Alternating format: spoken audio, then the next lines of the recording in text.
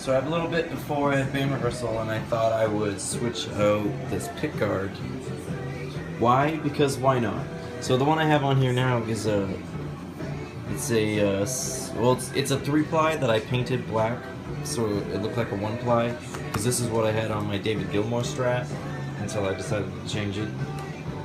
And I want to switch it out for this 3-ply. Let's get the white outline.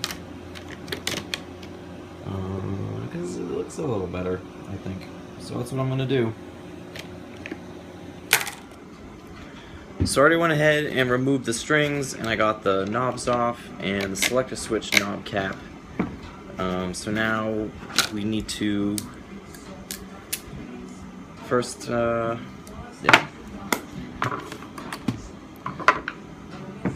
we need to remove these screws on the outside of the pickguard.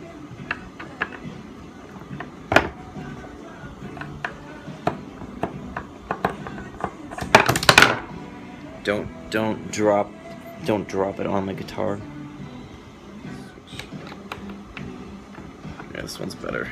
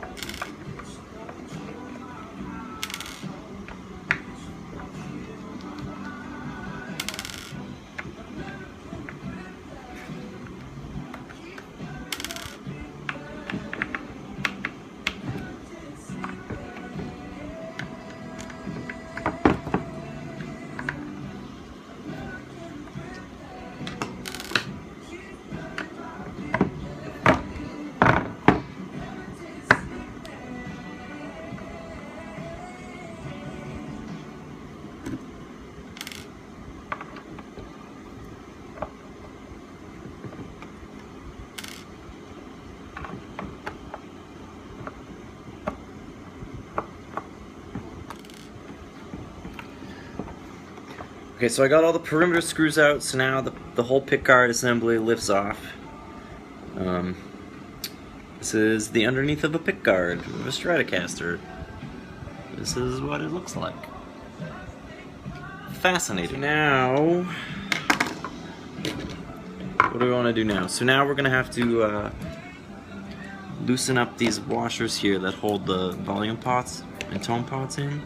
So really all you do is just break the seal and twist it off.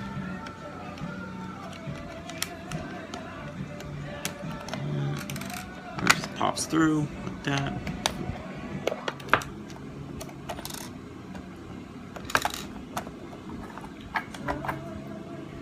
Alright, so then we need to do the screws that hold the selector switch in.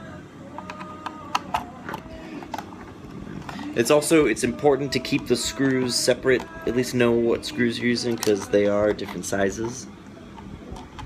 Like the selector screw switches, where's the camera? There it is. Are blunt on the end. And they're a little longer, so there's 2 of those, so keep those separate. And then we gotta remove the pickups, and it's just the same thing, we just gotta unscrew them. Let them drop down into the body cavity.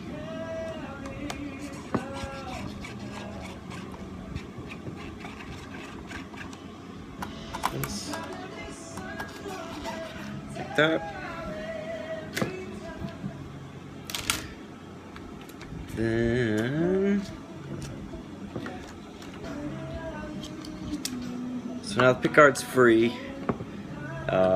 All the electronics are sitting in the cavity, like where they would be underneath the pickguard. And then these are tricky. The higher quality Strats use these little rubber bands that keep the screws in. If you can see them. Some of the lower quality ones use little tiny screws, which are a pain. And all these do is create the tension between the bottom of the pickguard and the top of the pickup, so that you can adjust the height of the pickup. I'm not explaining this well. They allow you to adjust the height of the pickup. Okay? So I'm going to remove these. It's always nice to have an assistant for moral support. Molly? Molly? Molly, up here. Molly. Hello? Molly, look at me. Minimal effort. Okay. Alright, so here's the pickguard we're going to put on. Essentially, we're just going to repeat the same steps just in reverse and put it all back together. So we always start, well, you don't have to, but I always start with putting the screws for the pickups back in the new pickguard. So we'll do that.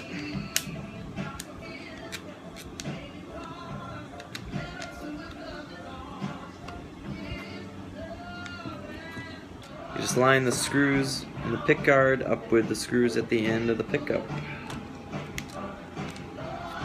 And just screw it back in.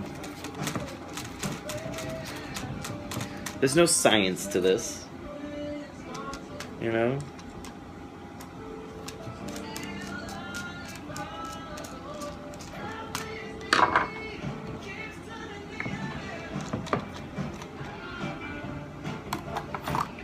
Alright, so we got the pickups in. Now we can put the tone pots back in. This.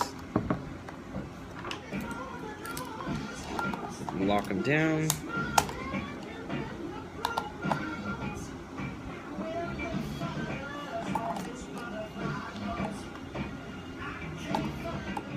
And then we're going to throw the selector switch back in.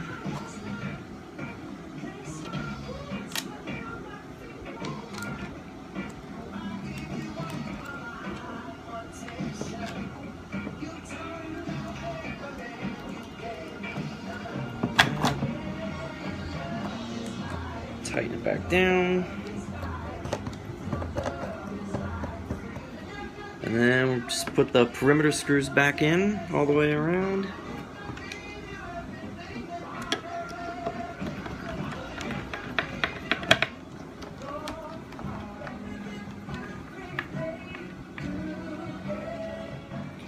I hope this was as exciting for you to watch as it was for me to do.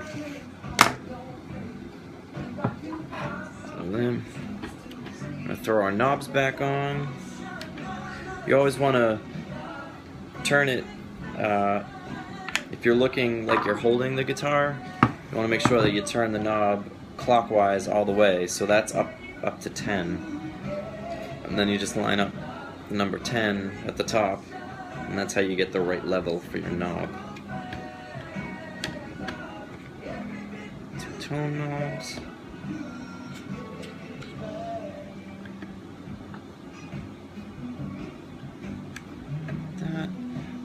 And the selector switch knob.